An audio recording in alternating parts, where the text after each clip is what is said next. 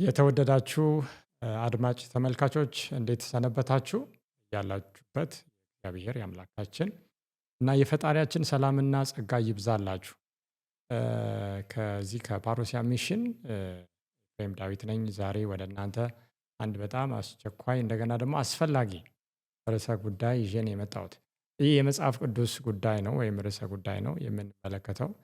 እ፣ ርዕሱም አሮጌውና አዲሱ ኪዳን ይላል እና በዚህ በቃል ኪዳን ዙሪያ በርካታ አመለካከቶች አሉ። እ፣ በተለይ አሮጌው ኪዳን መጽሐፍ ቅዱስ የመጀመሪያው የብሉይ ኪዳን ውስጥ የሚገኝ ያለፈ ያረጀ እ፣ እኛ ዛሬ መታዘዝ የሌለብን ነገር ውስጥ ሁሉ የሚከተን እንደሆነ ይታሰባል። ግን ክርስቲያን እ፣ ከዛ ምንም ድርሻ እንደሌለው እኛ በአዲሱ ኪዳን ውስጥ ብቻ ያ የማይመለከተን ሰዎች ተደርገን ሁሉ ይተረካል።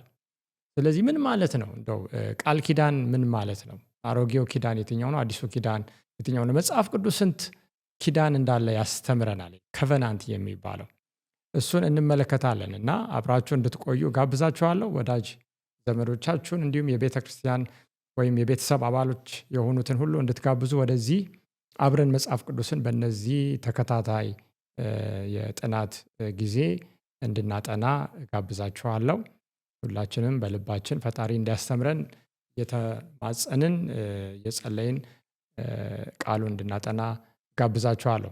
እንግዲህ ትምህርታችንን ስንጀምር ሳለ በመጽሐፍ ቅዱስ ውስጥ ቃል ኪዳን ምን ማለት ነው? ትርጉሙ መጽሐፍ ቅዱስ በብሉይ ኪዳንም በአዲስ ኪዳንም ስለ ቃል ኪዳን ምን መልስ ይሰጠናል የሚለውን እንመለከታለን ከመግቢያችን እና ቀጥታ ወደ እግዚአብሔር ቃል ነው የምንሄደው። ምክንያቱም የእግዚአብሔር ቃል ነው ለዚህ ሁሉ መልስ የሚሰጠን።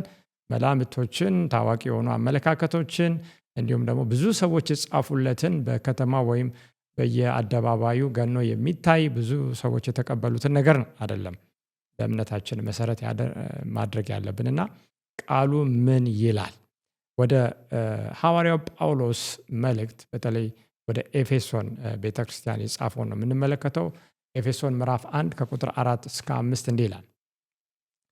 ዓለም ሳይፈጠር በፊቱ ቅዱሳንና ነውር የሌለን በፍቅር እንሆን ዘንድ በክርስቶስ መረጠን ይላል። ማን የመረጠን? ይህን እግዚአብሔር አብ ነው። በበጎ ፍቃዱ እንደወደደ በኢየሱስ ክርስቶስ ሥራ ለእርሱ ልጆች ልንሆን አስቀድሞ ወሰነን። መረጠን፣ ከዛ ወሰነን። እንግዲህ አሁን ሐዋርያው ጳውሎስ የተናገረው በደንብ ካደመጣችሁ ዓለም ሳይፈጠር በፊት የተመረጠ ነገር አለ፣ እንደገናም የተወሰነ ነገር አለ። ምንድን ነው አምላክ የመረጠው? ምርጫ ሲባል እንግዲህ ከሁለት አንዱን ነው የምትመርጡት አይደል? አንዱን ትመርጣላችሁ፣ ሌላውን ትተዋላችሁ ማለት ነው። አንዳንዴ አንዱን ስትመርጡ ወዲያውኑ ሌላው ተትቷል ማለት ነው። ስለዚህ እኛ በኃጢአት ሰብአዊ ፍጡር ቢወድቅም በኋላ ቅዱስ እና ነውር የሌለን በምን በፍቅር ውስጥ እንሆን ዘንድ ይህንን እግዚአብሔር አብ ወስኗል፣ መርጧል። መች? ገና ዓለም ሳይፈጠር በፊት።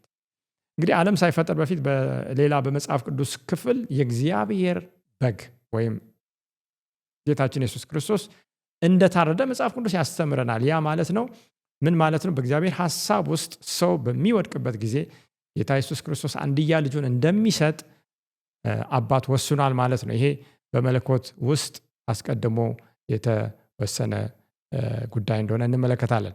ስለዚህ በበጎ ፈቃዱ ማንም ሳያስገድደው ወደደን የሚለውን ሐሳብ ይናገራል ጳውሎስ።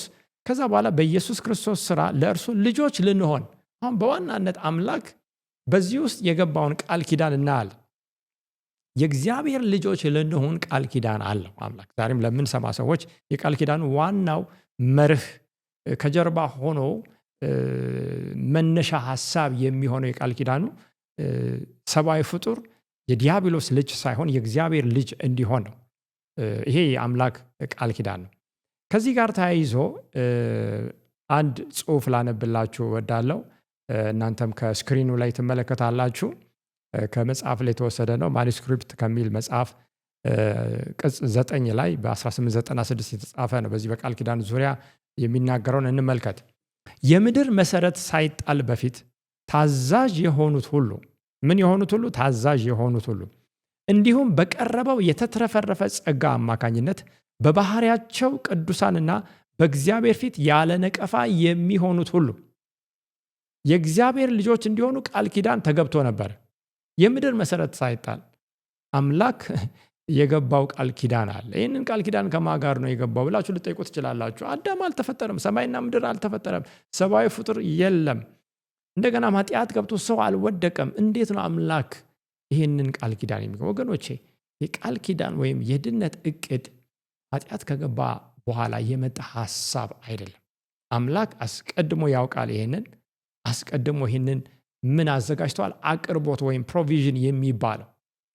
ስለዚህ ድንገተኛ የሆኑ ነገሮች ሲከሰቱ ሰብአዊ ፍጡር እንደሚያደርገው የኤመርጀንሲ ክፍል መሮጥ ሳይሆን አምላክ አስቀድሞ አዘጋጅቷል። ምንም በሱ ዘንድ ግራ የሚያጋባውን እንዴት እናድርግ፣ ከየት አንስተን ወዴት እንጣሉ የሚባል ነገር የለም። አምላክ ይህንን አስቀድሞ ወስኗል። እንግዲህ የተወሰነው ውሳኔ ቃል ኪዳኑ ሀሳቡ ምንድን ነው? በባህሪያችን ቅዱሳን እንድንሆን ያለ ነቀፋ በመለኮት ፊት እንድንቆም ማለት ነው፣ የአምላክ ልጆች ሆነን። ከዛ ቀጥሎ እንዲህ ይላል፣ ከዘላለም የተደረገው ይህ ቃል ኪዳን ከክርስቶስ ከመምጣቱ ከ1900 ዓመታት በፊት ለአብርሃም ተሰጠ። በኋላ አብርሃማዊ ቃል ኪዳንን ወይም አብርሃም ከእግዚአብሔር ጋር እግዚአብሔር ከአብርሃም ጋር የገባውን ቃል ኪዳን እናያለን። እና ይሄ ወንጌል ጌታችን ኢየሱስ ከመምጣቱ ከ1900 ዓመታት በፊት ለአብርሃም ተሰጠ ይህ ቃል ኪዳን ይላል ይህ ጽሑፍ። ክርስቶስ በሰውነቱ ወይም በሰብአዊነቱ የሰው ልጅ ተዘጋጅቶ የቀረበለትን ይጠቀምበት እንደሆነ ለማየት በምን አይነት ትኩረትና ጥረት ይሆን የሰብአዊ ዘርን ያጠና የነበረው ብሎ አንድ ጥያቄ ወይም አድናቆት ነገርን ይሄ ጽሑፍ ያሳየናል። ስለዚህ አምላክ ልጁን ልኮ በዚህ ምድር ላይ ጌታችን ኢየሱስ ክርስቶስ በሰብአዊነቱ ወይም በሰውነቱ በሚመላለስበት ጊዜ የሰው ልጆች ይህንን ቃል ኪዳን ተቀብለው ምን ያህል ይጠቀሙበት እንደሆነ በጣም በትኩረት ያያቸው ነበረ። ዛሬም ፈጣሪ የሰማይ መላእክትን በአግራሞት ነው የሚያዩን። እኔና እናንተን አምላክ አትረፍርፎ የሰጠውን ቃል ኪዳን ምን ያህል ይጠቀሙበታል፣ ምን ያህል ይካተቱበታል፣ ከዚህ ምን ያህል በረከትን ይወስዱ ይሆን ብሎ ሰማይ ያየናል። እንግዲህ በዚህ ጽሑፍና ቀደም ባየነው በመጽሐፍ ቅዱስ ጥቅስ አማካኝነት እግዚአብሔር ለመላው ሰብአዊ ፍጡር ድነት ወይም መዳን ሲል የወሰነው ዘላለማዊ የሆነው ውሳኔ በጊዜ ውስጥ የሚፈጸመው አሁን ቅድም ተወስኗል፣ ተመርጧል፣ አምላክ ይህንን አዘጋጅቷል ዓለም ሳይፈጠር በፊት። ይሄ ግን የሚፈጸመው በምንድን ነው? እርሱ ዓለም ሳይፈጠር በፊት በገባው በቃል ኪዳኑ አማካኝነት ነው። ስለዚህ ደስ የሚለው አምላክ በሌላ ነገሮች ላይ በሁኔታዎች ላይ ሳይመሰረት በዚህ ቃል ኪዳን ላይ ተመስርቶ ለሰው ልጆች የወሰነውን የድነትን ውሳኔ ይፈጽማል ማለት ነው። እንግዲህ ቃል ኪዳን በእግዚአብሔር አማካኝነት የሰው ልጆችን ድነት ለመፈጸም ቃል መግባት ማለት ነው። ስለዚህ የማይዋሸው ቃሉን እንደገና የማያጥፈው ወደ ራሱ ተጸጽቶ የማይመልሰው አምላክ ቃል ገብቷል የሚለው ሀሳብ ቃል ኪዳን በሚለው እሳቤ ውስጥ እናገኘዋለን። በእግዚአብሔር ቃል ኪዳን የተሰጡ በረከቶች በሰው ጥረት የሚገኙ አይደሉም ወገኖቼ። እኛም አላመጣ ነውም። እኛ ምንም አይነት እዛ ውስጥ ምን ጨምረው የምንቀንሰው ነገር የለም። ከኛ የሚጠበቀውን ድርሻ በኋላ እናለን። የሰብአዊ ፍጡር በእምነት የመታዘዝ ምላሽን መስጠት ብቻ ነው የሚጠበቅበት። ስለዚህ መታዘዝ የሚለው ሀሳብ አለ። ከቃል ኪዳኑ ጋር ሕግ የሚለው ወይም የእግዚአብሔር ቃል አለ። ያንን ቃል መታዘዝ በምን? በእምነት። ምን አይነት እምነት? በፍቅር የሚሰራ እምነት። እነዚህን ሀሳቦች እናያቸዋለን። የጽድቅ ፍሬ የሆነ የእግዚአብሔርን ሕግ መታዘዝ፣ በእምነት የሆነ መታዘዝ። ይሄ እምነት ከፍቅር የተነሳ የሚሰራ ነው። እንደገና ደግሞ በዚህ አይነት ሁኔታ ሲሆን ይህ እምነት ነፍስንም ምን የሚል ነው? የሚያነጻ ነው። ስለዚህ እንዲህ አይነት ምላሽን ብቻ በመስጠት ከቃል ኪዳኑ በረከት ተሳታፊ ልንሆን እንችላለን። እንግዲህ ቃል ኪዳን የሚለው በዋናነት ትርጉሙ ምንድን ነው የሚለውን እያየን ነው። የእግዚአብሔር ቃል ኪዳን ልቡ፣ ዋናው ሀሳብ ወይም የቃል ኪዳኑ አንቀሳቃሽ ሞተሩ ምንድን ነው? ውስጡ ምንድን ነው ያለው ብላችሁ መጽሐፍ ቅዱስን ብትጠይቁ በመላው መጽሐፍ ቅዱስ ውስጥ የተነገረ ጉዳይ ነው ይሄ። አንዳንዴም ከቃል ኪዳኑ ጋር በተለያዩ ጥቅሶች እንመለከታለን። አብሮ የሚመጣው የእግዚአብሔር የማይለወጠው ፍቅር ነው። ስለዚህ ቃል ኪዳኑ ውስጥ ሁልጊዜ የምንመለከተው የቃል ኪዳኑም መነሻ መሰረት ፍቅር ነው የሚለው መጽሐፍ ቅዱስ ይናገራል። ይህንን ከዘዳግም ምዕራፍ 7 ቁጥር 9 ላይ ከእግዚአብሔር ቃል ስንመለከት ዘዳግም 7:9 እንዲህ ይላል፣ አንተም አምላክ እግዚአብሔር እርሱ አምላክ እንደሆነ ለሚወዱትም ትእዛዙንም ለሚጠብቁ ቃል ኪዳኑና ምሕረቱን እስከ 1000 ትውልድ ድረስ የሚጠብቅ የታመነ አምላክ እንደሆነ እወቅ ይላል ሙሴ ለእስራኤል። እንግዲህ ምን ለሚሉት ነው ቃል ኪዳኑን? እንደገና ሌላ ሐሳብ አለ፣ ምሕረቱን ብሎ ጨምሯል። ቃል ኪዳኑን የሚጠብቀው አምላክ ለሚወዱት፣ እነዚህ እግዚአብሔርን የሚወዱ ማን ናቸው ብለን መጽሐፍ ቅዱስ ብንጠይቅ ትእዛዙን የሚጠብቁ ይላል። እንግዲህ ትእዛዙን የማይጠብቅ አምላክን አይወድም ማለት ነው ወገኖች። ይህንን ግልጽ አድርገን መሄድ አለብን። ምንም የምንሸፋፍነው ነገር የለም። ስለዚህ ለሚጠሉኝ የሚለው ትእዛዙን ለማይጠብቁ ከሚለው ጋር ይገናኛል ማለት ነው በሌላ አባባል። ስለዚህ ይህንን ቃል ኪዳን፣ የምን ቃል ኪዳን? የበረከት ቃል ኪዳን። ከቃል ኪዳኑ ጋር ምን አለ? ምሕረቱን ይጠብቃል አምላክ። እንግዲህ ይሄ ምሕረት እና ፍቅር እንዴት እንደሚገናኝ ለሚወዱትም ትእዛዙን ለሚጠብቁ ቃል ኪዳኑ ምሕረቱን እስከ 1000 ትውልድ። ፍቅሩ ወይም ከፍቅሩ የሚመነጨው በመጀመሪያ ደረጃ የምናገኘው የእግዚአብሔር ባህሪ ምሕረት ነው። ይሄ ምሕረት በተደጋጋሚ ከቃል ኪዳኑ ጋር ተያይዞ ምን ተብሏል? ተያይዟል ወይም በመጽሐፍ ቅዱስ ቀርቧል። ስለዚህ አምላክ ቃል ኪዳኑን የሚፈጽምበት፣ አሁን በተደጋጋሚ የሰው ልጅ በጣም የሃይማኖት አባቶችም ጭምር ከመጽሐፍ ቅዱስ ከመጀመሪያው አዳም ጀምሮ ቃል ኪዳኑን ምን ብለዋል? ያፈረሱበት ሁኔታ አለ። ነገር ግን አምላክ በምሕረቱ ብዛት ቃል ኪዳኑን እየጠበቀ ከፍቅሩ በመነሳት እዚህ ድረስ እንደደረሰ እንመለከታለን። በአንደኛ ነገሥት ምዕራፍ 8 ቁጥር 23 ትምህርታችንን ስንቀጥል ሳለ ስለ ቃል ኪዳን አሮጌውና አዲሱ ኪዳን ነው ርዕሳችን። አንደኛ ነገሥት 8:23 እንዲህ ይላል፣ እንዲህም አለ የእስራኤል አምላክ አቤቱ በላይ በሰማይ በታችን በምድር አንተን የሚመስል አምላክ የለም። በፍጹም ልባቸው በፊትህ ለሚሄዱ ባሪያዎችህ ቃል ኪዳንና ምሕረትን የምትጠብቅ እያለ ይናገራል። አሁን እንግዲህ የሚታዘዙ የሚወዱ ቃል ኪዳንን ምሕረትን ያገኛሉ ካለ በኋላ አሁን ደግሞ እዚህ ጋር ምን ይላል? በፍጹም ልባቸው በፊትህ ለሚሄዱ፣ አካሄዱን እንደ ሄኖክ ከእግዚአብሔር ጋር ላደረገ ወይም ለማድረግ ለቆረጠ ሰው እግዚአብሔር ቃል ኪዳኑና ምሕረቱን ይጠብቃል። በነህምያ 9:32 ነህምያ ሲናገር እንዲህ ይላል፣ አሁንም አምላካችን ሆይ ካለ በኋላ ቃል ኪዳንና ምሕረትን የምጠብቅ ታላቅና ኃያል የተፈራ አምላክ ሆይ እያለ ይናገራል፣ ይጸልያል። በጣም የሚደንቀው ዳንኤል ምዕራፍ 9 ቅድም ያየነው ነህምያ 9 ነው። ዳንኤል 9:4 ላይ ተመሳሳይ የሆነ ቃል በተለይ ሙሴ ከተናገረው ጋር ተመሳሳይ የሆነ ነገር ይናገራል። ዳንኤልም ጸሎት ላይ ነው። ዳንኤል 9ን ስታጠኑ ወደ አምላኬም ወደ እግዚአብሔር ጸለይኩ ይላል፣ ተናዝዤም እንዲህ አልኩ፣ ጌታ ሆይ ከሚወዱህና ትእዛዝን ከሚፈጽሙ ጋር ቃል ኪዳንና ምሕረትን የምጠብቅ። አሁን ይህንን ዘዳግም 7:9 ላይ በአጠቃላይ ቃል በቃል አንብበን ከዛ የተቀዳ ነው የሚመስለው። ጌታ ሆይ ከሚወዱህና ትእዛዝን ከሚፈጽሙ ጋር ቃል ኪዳንና ምሕረት ምን የምትል የምትጠብቅ ታላቅና የምታስፈራ አምላክ ሆይ ይላል። ስለዚህ ትምህርታችን እንግዲህ መጀመሪያው ክፍል ላይ ነን። በአምላክ ቃል ኪዳን ውስጥ መግባት የምንፈልግ ከሆነ በዚህ በማይለወጠው ዓለም ሲለዋወጥ በኋላ በኖህ ዘመን እናያለን። ዓለም በውሃ ሲጠፋ በቃል ኪዳኑ አማካኝነት በዛ ያዳናቸውን ሰዎች እንመለከታለን። እና በዛ ቃል ኪዳን መቆየት የምንፈልግ ከሆነ እግዚአብሔርን መውደድ ማለት ትእዛዙን መፈጸም ማለት በዳንኤል ምዕራፍ 9 ቁጥር 4 እንግዲህ በተወሰነ መልኩ ቃል ኪዳን እንዲህ ከሆነ ጠቅለል ያለው ይዘት ወይም ትርጉም የቃል ኪዳኑ ባህሪ ከሆነ ስንት ቃል ኪዳን ነው በመጽሐፍ ቅዱስ ያለው? ቅድም መግቢያው ላይ ያነሳውታል። እንግዲህ አሮጌውና አዲሱ ሲባል ሰምታችኋል። እኛ ከአሮጌው ኪዳን ምንም እንትን የለንም፣ እኛ በአዲሱ ኪዳን ነው። እሺ በምን መልኩ ነው ይሄ አሮጌና አዲስ የተባለው? ከመጽሐፍ ቅዱስ እንመልከት እስቲ። እግዚአብሔር ሁለት አይነት ቃል ኪዳን ገብቷል ወይ? ስንት ቃል ኪዳን ነው መለኮት የገባው?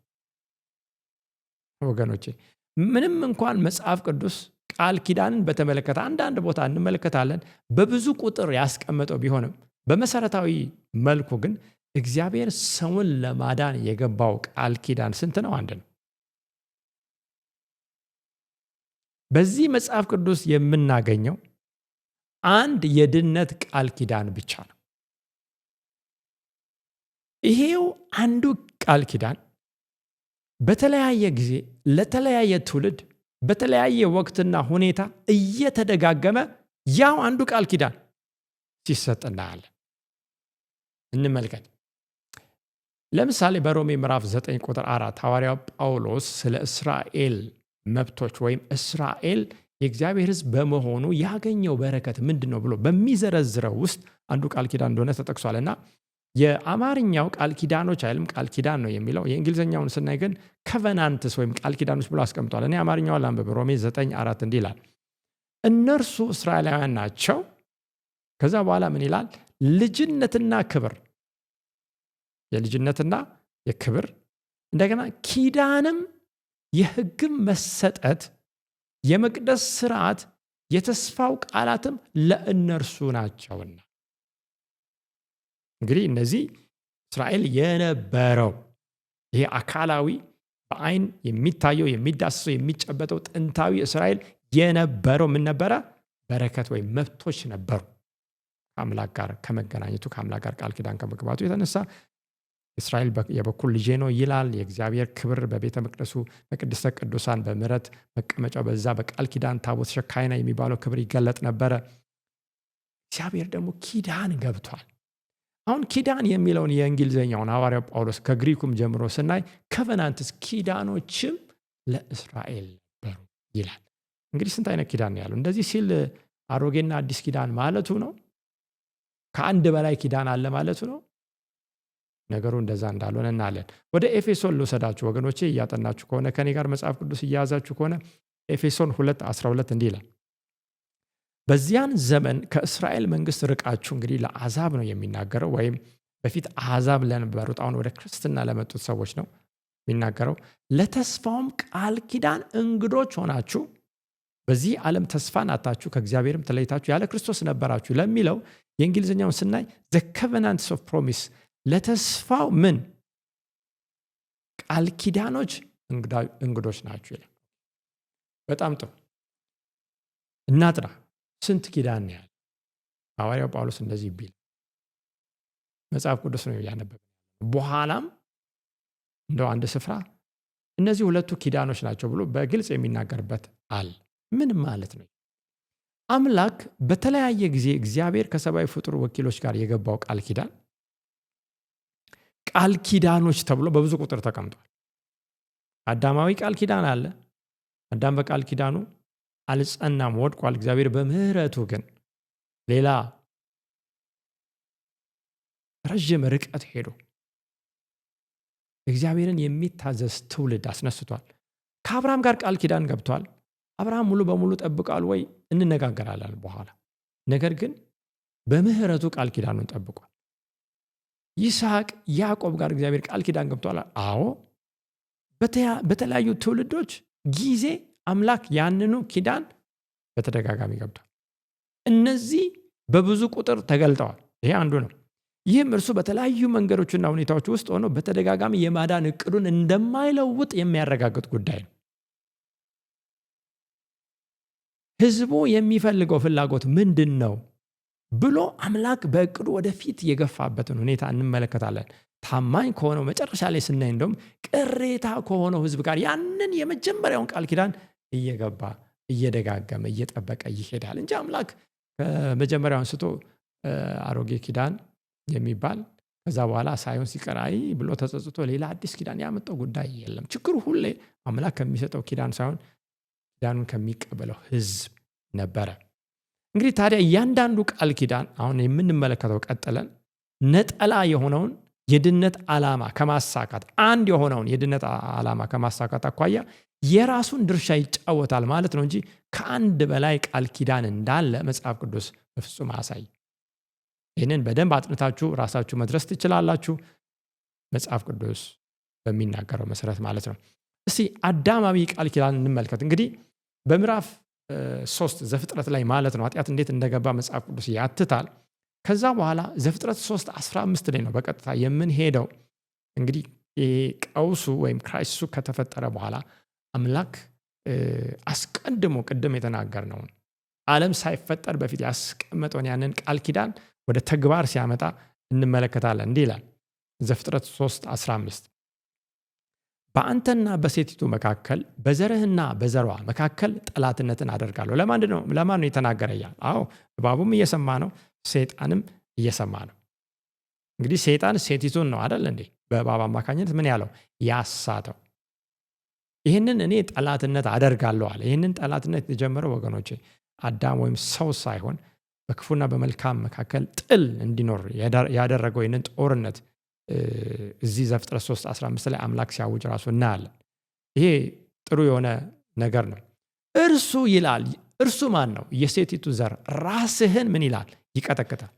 አንተም ሰኮናው ምን ትላለህ? ትቀጠቅጣል። እንግዲህ ይሄ ምን ተብሎ ይታወቃል? የመጀመሪያው ወንጌል በመባል ይታወቃል። እንግዲህ የዚህ የመጀመሪያው ወንጌል ዋናው ትርጉሙ ክርስቶስ የሰይጣንን ራስ በመቀጥቀጥ ክፋትን፣ ኃጢአትን ወደ ፍጻሜ እንደሚያመጣው የሚያስተምር ነው። ኃጢአትን፣ ክፋትን እንደሚያሸንፍ፣ ኃጢአትና ክፋት አንድ ቀን እንደሚያከትም አምላክ የገባው ቃል ኪዳን ሮሜ 16:20 ላይ ሮሜ 16:20 እንዲህ ይላል የሰላምም አምላክ ሰይጣንን ከእግራችሁ በታች ፈጥኖ ይቀጠቅጣል ይላል። እንግዲህ ጌታ በቀራንዮ መስቀል ላይ በሚሰቀልበት ጊዜ እና ያንን ደግሞ እጅግ በጣም እጹብ ድንቅ የሆነውን ተፈጸመ የሚለውን ቃል ጮክ ብሎ በሚናገርበት ጊዜ የሰይጣን ራስ ተቀጥቅጧል። ምክንያቱም በእግዚአብሔር ባህሪ ላይ የተነሳ ጥያቄ፣ የሰው ልጆች የመዳን ጉዳይ፣ የዘላለም ዕጣ ፈንታ፣ የእግዚአብሔር ዙፋን በጽድቅና በፍርድ የመጽናቱ እውነታ ከጥያቄና ከጥርጥር ውጪ በሆነ መልኩ አምላክ ያቀደው ቃል ኪዳን ዓለም ሳይፈጠር በፊት የተጣለው ያ የተገባው ቃል ያ መሰረት ጸንቷል፣ ወደ ፍጻሜ መጥቷል ማለት ነው። ስለዚህ በእርግጥ የሰይጣንን ራስ የእግዚአብሔር ልጅ የሆነው ወልድ ቀጥቅጦታል። ግን በዚህ ሂደት የክርስቶስ ሰኮና እንደሚነከስ መጽሐፍ ቅዱስ እግዚአብሔር ራሱ አውጇል። ሰይጣን ዝም ብሎ አላየም። በዚህ ፍልሚያ ውስጥ በክርስቶስ ላይ እንደ ክርስቶስ ሳይሆን ዘላለማዊ ሳይሆን ጊዜያዊ ጉዳት አድርሷል። ይህ የማይካድ ነው። ክርስቶስ በምድር ላይ ተሰቃይቷል። ማንም ያልተሰቃየውን ኃጢአት በሉሲፈር የተጀመረው በእግዚአብሔር ልጅ ላይ ያመጣውን ሞት እንመለከታለን። ስለዚህ ሰኮናው መነከሱ የክርስቶስ ሞትና እንደገናም ደግሞ ሞትን ድል አድርጎ በትንሣኤ መነሳቱን የሚገልጽ ሐሳብ ነው። ዛሬም ቤተ ክርስቲያን ያለ ተግዳሮት፣ ያለ ፍልሚያ፣ ያለ ችግር፣ ያለ ተጋድሎ ስራዋን አትሰራም። በግለሰብ ደረጃም እኛም ክርስቶስን እንከተላለን የምንል ከሆነ የየቀኑ ህይወታችን የግጭት ህይወት እንደሆነ መገንዘብ አለብን። ይህ ከሌለ ችግር ውስጥ ነን ማለት ነው።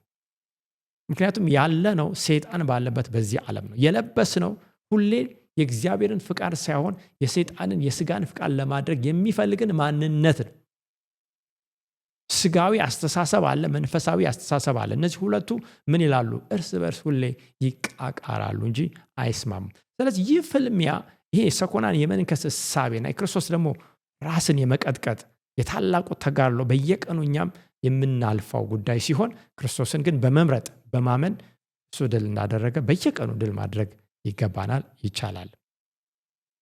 በጣም የሚገርመው አምላክ በዘፍጥረት 3:15 ላይ ይህንን አዳማዊ ቃል ኪዳን ሲገባ መጀመሪያ ከተሳሳተችው ከሔዋን ከሴቲቱ የሚመጣው ዘር እባቡን እንደሚቀጠቅጥና እግዚአብሔር ሰውን ሲፈጥር የነበረው ዓላማ በተለይ ዘፍጥረት ምዕራፍ 1 ከ6-8 ድረስ ሰውን በመልኩና በአምሳሉ ፈጠረ አይደል? እግዚአብሔር በምድር ላይ ብዙ ተባዙ ምድርንም ሙሏት አለ። ዝም ብሎ ይሄ ባዮሎጂካሊ ወይም በስነ ተዋልዶ ብዙ ልጆችን እየወለዱ ምድርን መሙላት ሳይሆን በአምላክ ባህሪ በአምላክ መልክ የተቀረጹ ሰዎች እንዲባዙ ነበር። ያንን ከማሳካት ወደኋላ እንደማይል የሚያበስር የመጀመሪያው በእርግጥ ወንጌል ነበረ።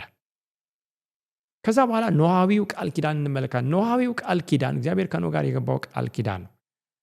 ምድር ከአዳም በኋላ በመጡት ተከታታይ ትውልዶች ከአመፅና ከግፍ ቀስ በቀስ በብልሽነት ከመመላቷ የተነሳ እንድትጠፋ ታወጀ። በምን? በውሃ። እንግዲህ አምላክ አስቀድሞ ሰማይና ምድርን በሚፈጥርበት ጊዜ በውሃ ተጋጥሞ ነበረ። ከዛ ውሃው ይከፈል አለ። ውሃ በሰማይ ተሰበሰበ፣ በምድር ላይ ያ የተሰበሰበው ውሃ ባህር ተባለ። እንግዲህ በኖህ የጥፋት ውሃ ዘመን የተከሰተው ዝናብ እንደገና ፍጥረትን ወደ ነበረበት የሚመልስ ነበር፣ ወይም ዲክሬሽን። በፊት ውሃ ነበር፣ ሙሉ በሙሉ ተገጥሞ ነበር። አሁንም ውሃ እንደሆነ እንመለከታለን። ስለዚህ እግዚአብሔር ግን ኖህና ቤተሰቡን ከውሃ ጥፋት በኋላ ከውሃው እንደሚያድናቸው አስቀድሞ ተናገረ። ዘፍጥረት 6:18 እንዲህ ይላል፣ ቃል ኪዳኔንም ከአንተ ጋር አቆማለሁ፣ ወደ መርከብም አንተ ልጆችና ሚስት የልጆች ሚስቶች ይዘ ትገባለህ አለው። ቃል ኪዳኔን ከማን ጋር አቆማለሁ? ከአንተ ጋር። የትኛውን ቃል ኪዳን? የማዳን የእግዚአብሔር የድን ቃል ኪዳን፣ አንዱ ቃል ኪዳን። ምክንያቱም የእግዚአብሔር ቃል ኪዳን እንዲሳካ በምድር ላይ አንድ ቢያንስ ታማኝ ሰው ያስፈልጋል። ምክንያቱም ያ ቃል ኪዳን ለሰብአዊ ፍጡር ነው የተሰጠው። ስለዚህ ኖህ ተገኘ። እኔ በምድር ፊት እንደው አንተን በቃ ሞገስ ያለ ሰው ወይም ታማኝ ሆነ አግኝቻለሁ ነው የሚለውን ሀሳብ የምናገኘው ከመጽሐፍ ቅዱስ። አንድ ኖህ ተገኘ። ከዛ በኋላም አንድ አብርሃም። ከዛ በኋላ ከአንተ ጋር በሕይወት ይኖሩ ዘንድ ከስጋ ካለው ከሕያው ሁሉ ሁለት እያደረግ ወደ መርከብ ታገባለህ። ተባትና እንስት ይሁን፣ ከወፍ እንደ ወገኑ፣ ከእንስሳም እንደ ወገኑ፣ ከምድርም ተንቀሳቃሽ ሁሉ እንደ ወገኑ በሕይወት ይኖሩ ዘንድ ሁለት እየሆኑ ወደ አንተ ይግቡ። እንግዲህ እግዚአብሔር ሰብአዊ ፍጡርን ሲታደግ እንደገና እንስሳትንም ሲታደግ እንመለከታለን። ገና ወደ መርከብ ሳይገቡ ነው ቅድም እንዳልኩት ይሄ እግዚአብሔር በዚህ ቃል ኪዳኑ አማካኝነት በምድር ያለውን ሕይወት እንደሚጠብቅ ተስፋን ሰጥቷል። አሁን የአምላክ ቃል ኪዳን አንድ የሚያደርገው ነገር ምንድን ነው? ሳይፈጸም ይሄ ምድር አይጠፋም። ቃል ኪዳኑ ሳይፈጸም ይሄ ምድር አይጠፋም። አሁን እኛ ያለነው ፀሐይ እየወጣ ዝናብም እየዘነበ ያለው በዚህ በቃል ኪዳኑ አማካኝነት በተስፋው ቃሉ ተጠብቆ ነው ዓለም ያለው እንጂ መጽሐፍ ቅዱስ እንደሚናገረው ዳግም በውሃ ሳይሆን እንደገና በእሳት እንደሚጠፋ መጽሐፍ ቅዱስ ይናገራልና ስለዚህ የቃል ኪዳን ጭብጥ እጅግ በጣም አስፈላጊ እንደሆነ እናያለን። ዘፍጥረት 9:9 ላይ እንዲህ ይላል፣ እኔም ይላል እነሆ ቃል ኪዳኔን ከአንተና በኋላ ከሚመጣው ከዘራችሁ ጋር አቆማለሁ። አምላክ ከአንተ ጋር ላሉትም ሕያው ነፍስ ላላቸው ሁሉ ከአንተ ጋር ከመርከብ ለወጡት ለወፎች፣ ለእንስሳትም፣ ለምድር አራዊትም ሁሉ ለማንኛውም ለምድር አራዊት ሁሉ ይሆናል። ይህ ቃል ኪዳን ሰብአዊ ፍጡርን ብቻ ሳይሆን እነዚህን እንስሳንም አላጠፋም ነው። በጣም የሚደንቅ ነው። ቃል ኪዳኔንም ለአንተ አቆማለሁ፣ ስጋ ያለውም ሁሉ ዳግመኛ በጥፋት ውሃ አይጠፋም፣ ምድርም ለማጥፋት ዳግመኛ የጥፋት ውሃ አይሆንም።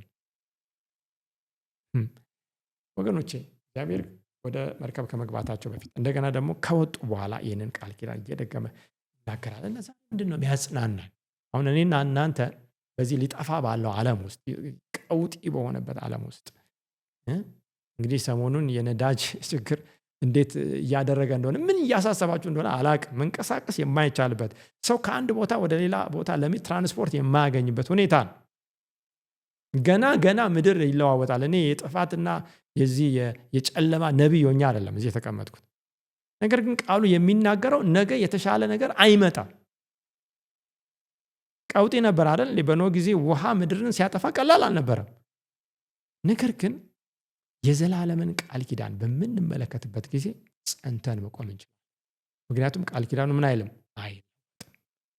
አይለም። አሁን ቃል ኪዳን የሚለውን ሀሳብ እያየን ነበረ።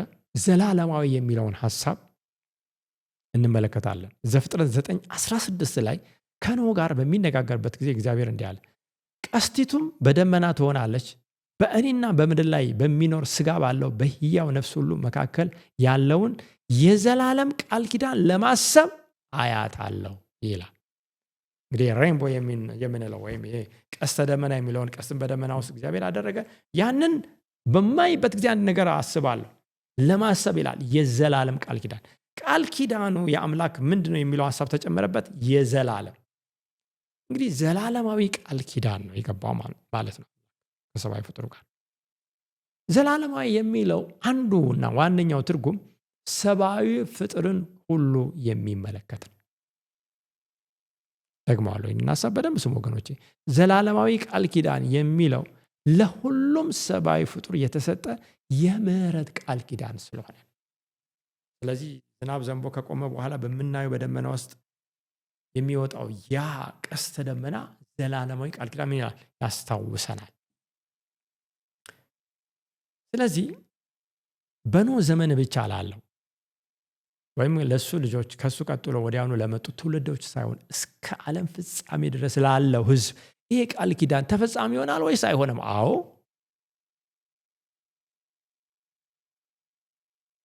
ተፈጻሚ። እንግዲህ ዘላለማዊ የሚለውን ሐሳብ ከቃል ኪዳን ጋር ተያይዞ የዘላለም ቃል ኪዳን የሚለውን በደንብ ያዙ። ይህንን ይዘን እንቀጥላለን።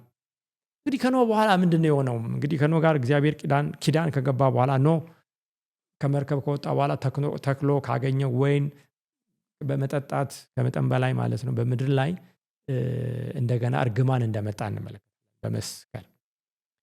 ወደዛ ዝርዝር አልገባም። ይህ ክስተት ግን እግዚአብሔር ዓላማውን እንዲያከሽፍ አደረገው ወይ? አላደረገው። በተከሰቱት ቀውሶችና ለውጦች ሁሉ እግዚአብሔር የማይቀየረውን ባህሪ የበላይ ተቆጣጣሪ ሆኖ ወደ ዘላለሙ ሐሳብ ይመራ እንደነበረ ከመጽሐፍ ቅዱስ እናያለን። እንደገና ከምድር ከሚነሱት እንደና አብርሃም ከመሰሉ ከእርሱ ልጆች ጋር እግዚአብሔር ቃል ኪዳን ይገባ ነበር። ያንኑ አንዱን ኪዳን አብርሃም ከመምጣቱ በፊት በተለይ ዘፍጥረት ምዕራፍ 12 ላይ ያንን ቃል ኪዳኑን ከማየታችን በፊት ዘፍጥረት 11 ላይ ምንድን ነው የሆነው? ከኖህ የውሃ ጥፋት ዘመን በኋላ በጥንት ጊዜ የነበረው ሰብአዊ ፍጡር ወደ አምላክ ተመለሰ። ምድር ከእርግማን ወይም ከቁጣ የተነሳ ጠፍታለች፣ ወደ አምላክ እንመለስ ነው ያለው። ነው በናምሩድ አማካኝነት ሰው ራሱን ለማዳን የባቢሎንን ከተማ በመስራት በእግዚአብሔር ላይ አመፅ ነው ያወጀው፣ ጦርነት ነው ያወጀው።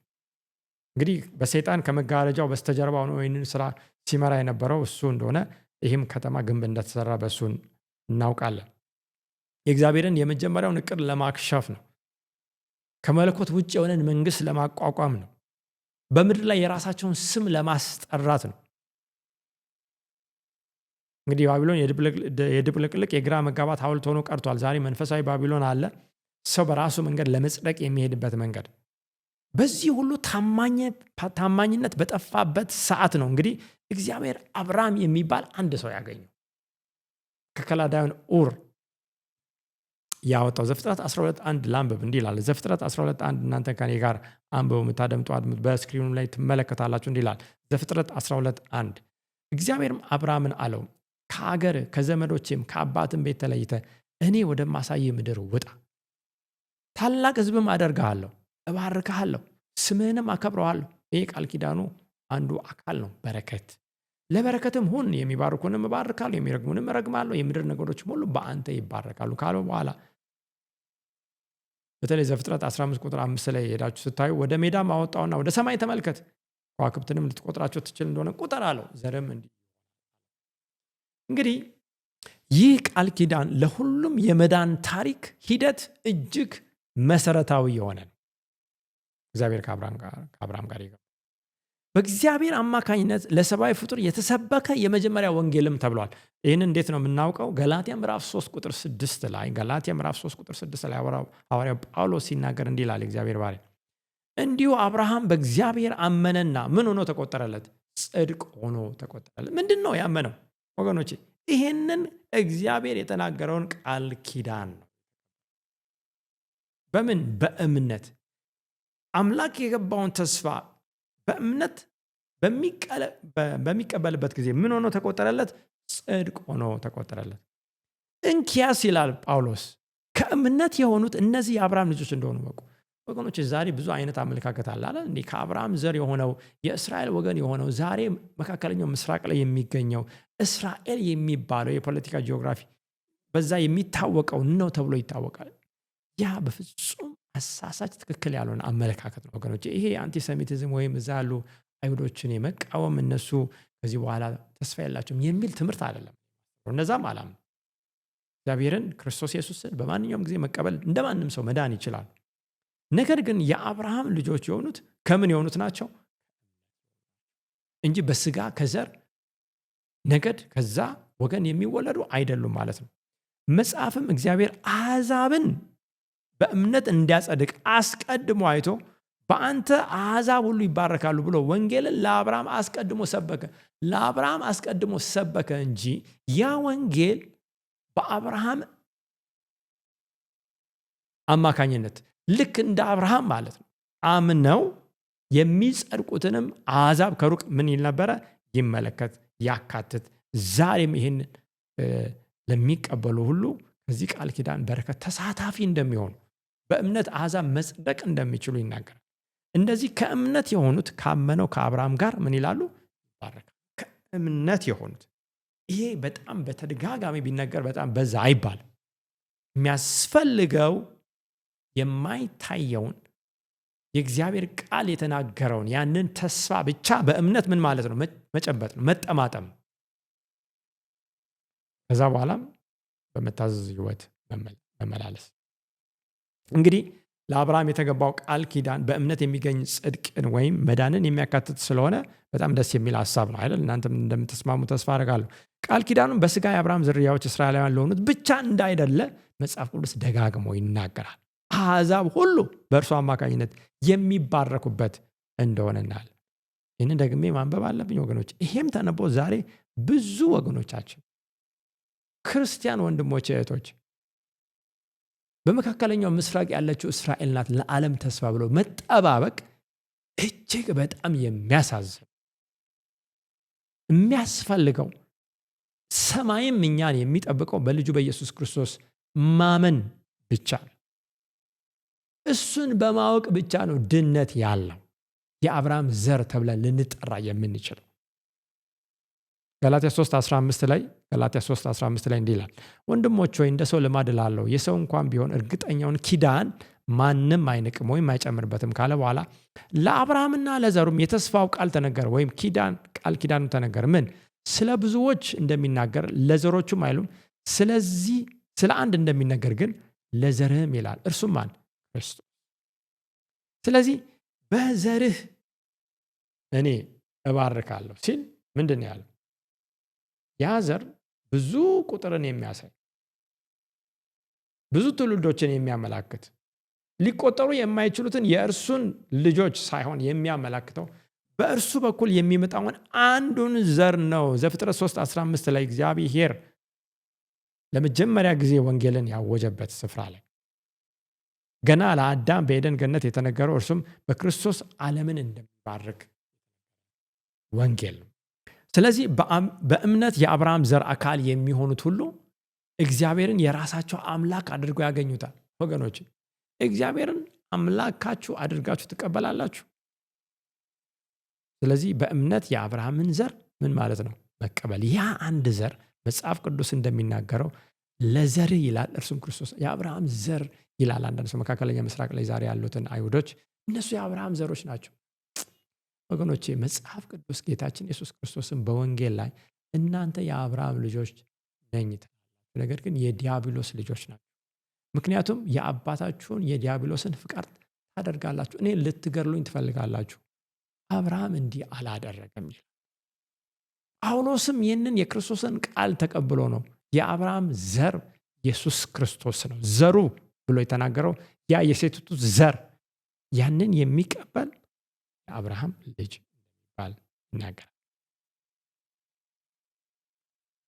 ዛሬ በአዲስ ኪዳን ደግሞ ከእግዚአብሔር ጋር ለሚደረገው ትክክለኛ ግንኙነት መሰረቱ ማን ነው? ክርስቶስ ነው አይደል? አዲስ ኪዳን እንግዲህ ከማቴዎስ ጀምሮ እስከ ራእይ ድረስ ያለውን ስንመለከት ጌታችን ኢየሱስ ክርስቶስ አዲስ ኪዳን ገብቷል። እነዚህም በተከታታይ ክፍሎች እናያለን። አሁን ኪዳን ምንድን ነው የሚለውን ስንት ኪዳን አለ የሚለውን እያየን ነው። ነገር ግን በዛ ኪዳን ውስጥ አሁንም ያንን አንዱን ዝርያ አንዱን ዘር ማመን ብቻ ነው የሚያድነው። ስለዚህ የቃል ኪዳኑ ሐሳብ አንድ ወጥ ተከታታይ ተመሳሳይ ሆኖ እየቀጠለ እንዳለ እንመለከታለን። ዘፍጥረት 15:6 አብርሃም በእግዚአብሔር አመነ ጽድቅም ሆኖ ተቆጠረለት ይላል። ከዚህ ጋር ተያይዞ ሮሜ 4:9 ላይ ሐዋርያው ጳውሎስ የሚናገረው እንመልከት። ሮሜ 4:9-12 እንዲህ ይላል፣ እንግዲህ ይህ ብፅዕና ስለመገረዝ ተነገረ። ይህ ብፅዕና ወይም በረከት ስለመገረዝ ነው የተነገረው ወይስ ደግሞ ስላለመገረዝ?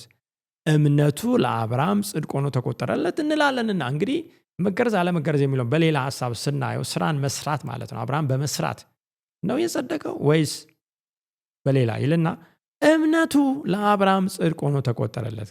እንዴት ተቆጠረለት? ተገርዞ ሳለ ነውን ወይስ ሳይገረዝ? ተገርዞስ አይደለም። ሳይገረዝ ነበር እንጂ ምንም ሳይሰራ። ወገኖች ይወላችሁ አሁን እናንተ ወይም እኔ እዚህ ለመጣር የለም ጥሩ ነገር አድርገን በእግዚአብሔር ዘንድ ተቀባይነት ለማግኘት መሞከር የለብን። የኛ ጥረት መልካም ተደርጎ በሰማይ ተቀባይነት እንዲያገኝ የምናደርገው ጥረት ሁሉ መጽሐፍ ቅዱስ አንድ ስም ሰጥቶታል። የመርገም ምንድነው? ጨርቅ ነው። ስለዚህ ሳይገረዝ መገረዝ እንኳን የቃል ኪዳኑ ምልክት ተደርጎ ቢሰጥም አብርሃም አምኖ የጸደቀው ግን ይህንን ሳያደርግ ነው። ምክንያቱም አይሁዶች ወይም ዛሬም ሰዎች ሊሉ ይችላሉ አይደል እንዴ ሳንሰራ የሆነ ነገር ሳናደርግ እንዲሁም መዳን ብቻ። ወገኖች ክርስቶስ ታዲያ ለምንድን ነው በመስቀል ላይ እንደዛ ሰብአዊነትን ለብሶ ተዋርዶ ወርዶ እርግማን ሆኖ የዓለምን ኃጢአት ተሸክሞ የተሰቀለው? እኛ የሆነ ነገር እንድናዋጣ አይደለም፣ በፍጹም ማመን ብቻ። ከዛስ በእምነት ግን መታዘዝ የእግዚአብሔርን ሕግ ይጠበቃል። ይህ ቃል ኪዳኑ አካል ነው። ለመጽደቅ ሳይሆን ስለ ጸደቀ እንደምንታዘዝ የጽድቅ ፍሬ እንደሆነ መታዘዝ መጽሐፍ ቅዱስ ያስተምራል። ስለዚህ ሳይገረዝም በነበረው እምነት ያገኘው የጽድቅ ማህተም የሆነ የመገረዝን ምልክት ምን አደረገ? ተቀበለ። እንደ ጸደቀ ማህተሙ የጽድቅ ማህተሙ ምንድነው? መገረዝ ነው። እንግዲህ መገረዝ ትእዛዝ ነው አይደል እንዴ? ትእዛዙን ሲታዘዝ የጽድቅ ፍሬ በሱ ህይወት አፈራ ማለት ነው። ማህተሙን ተቀበለ። ኦኬ ጸድቋል በእምነት። ስለዚህ ምን ይላል? እግዚአብሔር ያዘዘውን ይታዘዛል ማለት ነው። ግልጽና አጭር ነው። ይህም እነርሱ ደግሞ ጻድቃን ሆነው ይቆጠሩ ዘንድ ሳይገረዙ ለሚያምኑ ሁሉ አባት እንዲሆን ነው ካለ በኋላ ጳውሎስ ለተገረዙትም አባት እንዲሆን ነው። ለተገረዙትም በእምነት አሁንም እንደ አብርሃም ለሚመላለሱት ወይም እግዚአብሔር እንዳስቀምጠው ሀሳብ ለሚመላለሱት አባት እንዲሆን ነው። ይኸውም ለተገረዙት ብቻ አይደለም፣ ነገር ግን አባታችን አብርሃም ሳይገረዝ የነበረውን የእምነቱን ፍለጋ ደግሞ ለሚከተል ያንን ኮቴ ያንን ዱካ የእምነት ዱካ ነው። ይህ ኪዳን እንግዲህ ልክ እንደ ኖህ ዘመን ዘላለማዊ መሆኑን አምላክ በመጽሐፍ ቅዱስ አስቀምጦናል። ዘፍጥረት 17:7 እንዲህ ይላል፣ ቃል ኪዳኔንም በእኔና በአንተ መካከል ከአንተም በኋላ ከዘር ጋር በትውልዳቸው ለዘላለም ኪዳን አቆማለሁ ይላል። ለአንተና ከአንተ በኋላ ለዘርህ አምላክ ሆን ዘንድ። እንግዲህ ዘላለም የሚለው ሀሳብ ይህ ቃል ኪዳን የሚመለከተው አብርሃምን ብቻ፣ እስራኤልን ብቻ፣ ያዕቆብ 12 ነገዱን ብቻ በስጋ የሚመጡትን ሳይሆን በእምነት የሚጸድቁትን እንደ አብርሃም ሁሉንም ይመለከታል ማለት ነው። ዘፍጥረት 17:19 እንዲህ ይላል፣ እግዚአብሔርም አለ በእውነት ሚስት ሳራ ወንድ ልጅን ትወልድልሃለች፣ ስሙንም ይስሐቅ ብለህ ትጠራዋለህ። ከእርሱ በኋላ ለዘሩ የዘላለም ቃል ኪዳን እንዲሆን ቃል ኪዳኔን ከእርሱ ጋር ምን እላለሁ? አቆማለሁ። እንግዲህ ይህንን ዘር እግዚአብሔር በይስሐቅ አማካኝነት እንደሚመጣ እያየ ነው። አስቀድሞ ቃል ተገብቷል። ወገኖች ነገሮች ቢገለባበጡም ቃል ኪዳኑ ግን ወደ ፍጻሜው መቸኮሎ አይቀርም።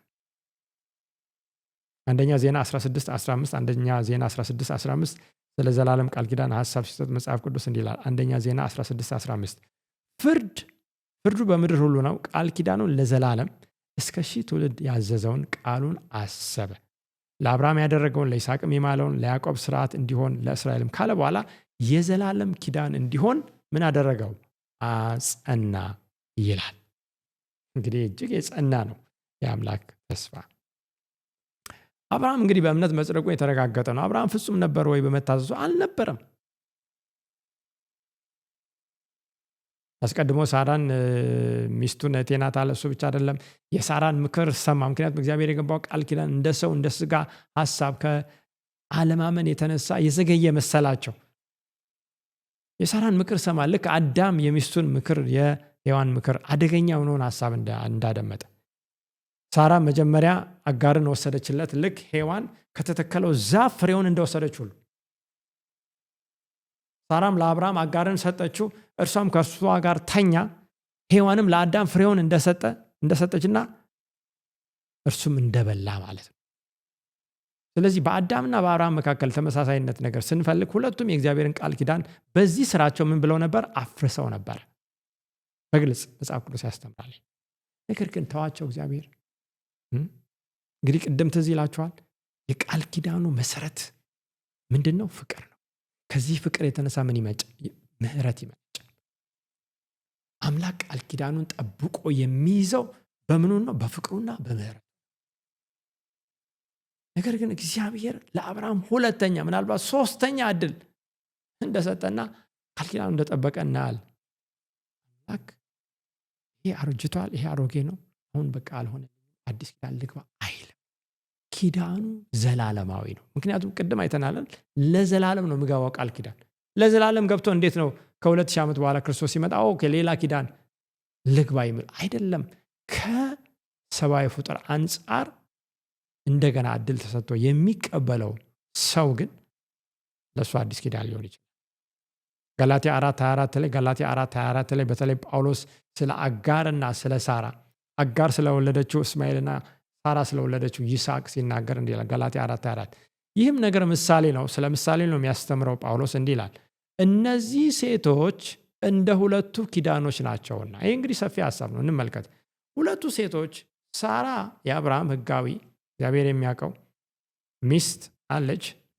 አጋር ደግሞ ሰራተኛ የነበረችው በሳራ ሀሳብ ወይም ምክር አማካኝነት የመጣችውን የቤትን ሰራተኛ ትወክላለች። እንግዲህ ጠቅላላ ገላትያ 4ን እናንተ አንብቡ። ከሰዓታችን አንጻር ግን ጠቅለል ያለውን ሀሳብ ለእናንተ ለመናገር አብርሃም 2 ልጆች ነበሩት አይደል? ከአጋር ወይም እንደ ጳውሎስ አነጋገር ከባሪያይቱ የተወለደው እንደ ስጋ ፍቃድ እንደተወለደ መጽሐፍ ቅዱስ ያስተምራል። ይህም እስማኤል ነው። ከሳራ ጳውሎስ እንደሚናገረው አሁንም ከጨዋይቱ ደግሞ እንደ ተስፋ ቃሉ እንደ መንፈስ ፍቃድ የተወለደው ይስሐቅ አለ። አሁን አንዱ ስራን በመስራት የመጽደቅን የእግዚአብሔርን ሐሳብ በራስ መንገድ የማሳካትን አዛቤ ወይም ሙከራ ይመለከታል። አባዜ ልበል። አብርሃም ከአጋር ያደረገው ግንኙነት የተወለደው እስማኤል ውጤቱ ሰው የእግዚአብሔርን ቃል ኪዳን በእምነት ሳይሆን በስጋ ወይም በራስ መንገድ ሕግን በመታዘዝ ለመፈጸም የሚያደርገውን ጥረት ይወክላል። በሕግ ስራ ለመጽደቅ የሚደረግ ሙከራን የሚወክል ይህ በጳውሎስ እንደውም በኋላ ምን ተብሏል? ባርነት ነው ይለዋል። መጽሐፍ ቅዱስም እኔም ቤተ ክርስቲያንም ይህንን አታስተምርም። የምንጸድቀው በመታዘዝ በመስራት ሕጉን በመፈጸም አይደለም። የምንጸድቀው በእምነት። አብርሃምም የጸደቀው በእምነት። ከጸደቅን በኋላ ግን መታዘዝ የዛ የጽድቅ ምንድን ነው? ማህተም ነው። ተገረዝ የተባለውን ሲገረዝ ስለ ጸደቅ እግዚአብሔር የሚናገረውን ሁሉ ምን ይላል? ይታዘዛል፣ ፈጽሞ ማለት ነው። በሌላ በኩል ደግሞ እግዚአብሔር በተናገረው የተስፋ ቃል እንደ መንፈስ ፍቃድ በእምነት በመታዘዝ የተወለደው ይስሐቅ ጽድቅ በእምነትን እግዚአብሔር የተናገረውን ቃል በመጠባበቅ በእምነት የሚገኝ ፍሬን ያመላክታል። በክርስቶስ ኢየሱስ በማመን የሚገኘውን ነፃነት እንደሚወክል ከዛ ከባህርነት ውጭ የሆነ እንደሆነ ጳውሎስ ይናገራል። ስለዚህ እግዚአብሔር ለሰብአዊ ፍጡርም ሆነ ለአብርሃም የገባው ያው አንዱ ቃል ኪዳን ሆኖ ሳለ ይህንን ቃል ኪዳን አብርሃም በራሱ ለመፈጸም ያደረገው ጥረት ከዛ ጋር ተያይዞ ያለችው አጋር እንደገና እስማኤል አንዱ ኪዳን እንደሆነ አሮጌው ኪዳን እንደሆነ ሰው ራሱ ኪዳኑን ወደ ፍጻሜ ለማምጣት የሚያደርገው አንዱ ጎራ አንዱ ቡድን እንደሆነ ያ ስህተት እንደሆነ እዛ ባርነት ውስጥ መግባት እንደሌለብን መጽሐፍ ቅዱስ ያስተምራል። ስለዚህ ያኔ በጳውሎስ ዘመን ለነበሩት አይሁዶች ዛሬም ላሉ ብዙ ሰዎች እንደ ተስፋው ቃል ከሴት የተወለደው ክርስቶስ ለድነት የሚያስፈልገውን ስራ አጠናቆ ሳለ ሰይጣንን ራሱን በመስቀል ላይ ቀጥቅጦ ሳለ መልካም በመስራት በእግዚአብሔር ዘንድ ተቀባይነትን ለማግኘት የምናደርገው ሙከራ ሁሉ ወደ ምንድን ነው የሚመራን? ወደ ባርነት። ስለዚህ ይሄ አሮጌ ያረጀ ያፈጀ የባርነት ኪዳን እንደሆነ ጳውሎስ ይህንን ለምሳሌ ብሎ ሲያስረዳ እንመለከታለን። ለምሳሌ ያቀረበውን ሀሳብ አንድን እሳቤ ወይ አንድን ጽንሰ ሀሳብ ለማስረዳት ጳውሎስ የሚሄደው አካሄድ እንደሆነ እንመለከታለን።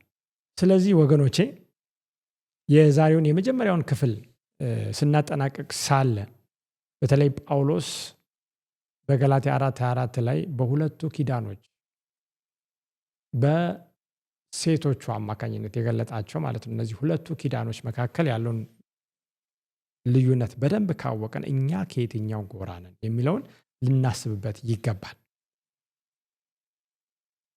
አሁን በምድር ላይ የመጨረሻው ሰዓት ላይ ስንደርስ ብዙ ነገሮች የዘገዩ ይመስላሉ። ነገሮች ገና ሊለዋወጡ ነው ያሉት። ከፊታችን ትልቅ የሆነ ቀውስ አለ። የምጣር መጀመሪያ ነው እንዳለ ክርስቶስ በተለይ በማቴዎስ ምዕራፍ 24 ላይ በርካታ የምጽአቱ ምልክቶች አሉ። ጦርነቶች፣ ግጭቶች፣ የፍቅር መቀዝቀዝ፣ አመፅ፣ ግፍ፣ የኑሮ ውድነት፣ ከዳተኝነት፣ ራስን መውደድ፣ እነዚህ በሀብታምና በድሃ መካከል ያለው ልዩነት፣ ሰው ለሰው አለመራራቱ፣ ግማሹ የተጠማ ግማሹ የተራበ ግማሹ የሚለብሰው ጠፍቶ ሌላው ደግሞ በግፍ የመኖሩ ህይወት ብዙዎችን ወደ ተስፋ መቁረጥ እየመራ እንደሆነ እንመለከታለን። በዚህ ጊዜ ግን እኛ በራሳችን አንድ መፍትሄ ለማምጣት እንዳንሞክር አብርሃም እንዳደረገው እንደተሳሳተው መልካም ያደረገውን ትክክል ያደረገውን ብቻ ምን በእምነት እግዚአብሔር የተናገረውን በመቀበል መጽደቁን ብቻ እንውሰድ። ስለዚህ በዚህ ቃል ኪዳን ላይ መጠማጠም ይቻላል፣ ማለፍ ይቻላል፣ መቆም ይቻላል። ከኛ አልፈን ተርፈን ለሌላው ተስፋ መሆን ይቻላል። የማይለወጥ ነው፣ የማይቀየር ነው። ሌላ ሁለተኛ ሐሳብ የለውም። አምላክ አንዴ ሲናገር ለዘላለም ተናግሯል። በዚህ ቃል ኪዳን ላይ ተጠማጥመን የሚመጣውን መንግስት እሱም ክርስቶስ ኢየሱስን መቀበል እንኳን ደህና መጣ በማለት እኛም ከእሱ ጋር በሰላም ለመገናኘት እንችላለን። ስለዚህ ቃል ኪዳን እግዚአብሔርን እናመሰግናለን። በሚቀጥለው ጊዜ ይህንን በደንብ እያጠናችሁ መጽሐፍ ቅዱስን በዚህ ዙሪያ እያጠናችሁ እንድጠብቁ አደራ አላችኋለሁ። የዛሬውን ጸሎት አድርገን እንጨርሳለን። እንጨርስ። ቅዱስ አባት እናመሰግናለን፣ በሰላም ጠብቀን ለዚህ ሰዓት ስላደረስከን፣ የማይለወጠውን ቃል ኪዳን ስለሰጠህን፣ በዚህ ቃል ኪዳን ደግሞ መመላለስ እንድንችል ልትረዳን ጸጋ ስለተዘጋጀ ክብር ምስጋና ለአንተ ይሁን። እንዴት ደስ የሚያሰኝ ሐሳብ ነው አባት ሆይ። እኛ ብንወድቅም በህይወታችን ብዙ ምዕራፎች የሚያሳዝኑ ምዕራፎች ብናሳልፍም አንተ እንደገና ልትቀበለን በቃል ኪዳን ውስጥ ልታካትተን ከምሕረት የተነሳ ከፍቅር የተነሳ ዳግም እድል ልትሰጠን የታመንክ አምላክ ስለሆንክ እጅግ አድርገን እናመሰግናለን። እንግዲህ አንተን ለሚወዱትና ለሚታዘዙት እግዚአብሔር የምህረት ቃል ኪዳኑን ለዘላለም እንደሚጠብቅ በተነገረው መሰረት መታዘዝ ደግሞ እንድንችል አንተ እርዳን። ጠላት ዛሬ ማመን ብቻ ነው የሚያስፈልገው የሚለውን ትምህርት በብዙ ሰዎች አእምሮ ውስጥ አስገብቶ ሳለ እኛ ግን ከዚህ አይነት እሳቤ በመውጣት በእምነት በመጽደቅ ነገር ግን የመጽደቅ ምልክት የሆነው መታዘዝ በእምነት እሱንም መፈጸም እንድንችል ወገኖችን በተለየ ሁኔታ ይህንን የሚመለከቱትን እንድትረዳ ካሉበት ከፍ እንድታረጋቸው ወደ አንተ እንድትስባቸው እንድታነሳቸው ከሀሳብ ጋር እንድታስማማቸው ጸልያለሁ። መንፈስህ ካልረዳን ይህ ሊሆን አይችልም። በመንፈስህ እርዳን። ስለሰማን ተመስገን። ቀሪውን ጊዜ ሁሉ ተረከብ። በጌታችን በኢየሱስ ክርስቶስ ክቡር ስም አሜን።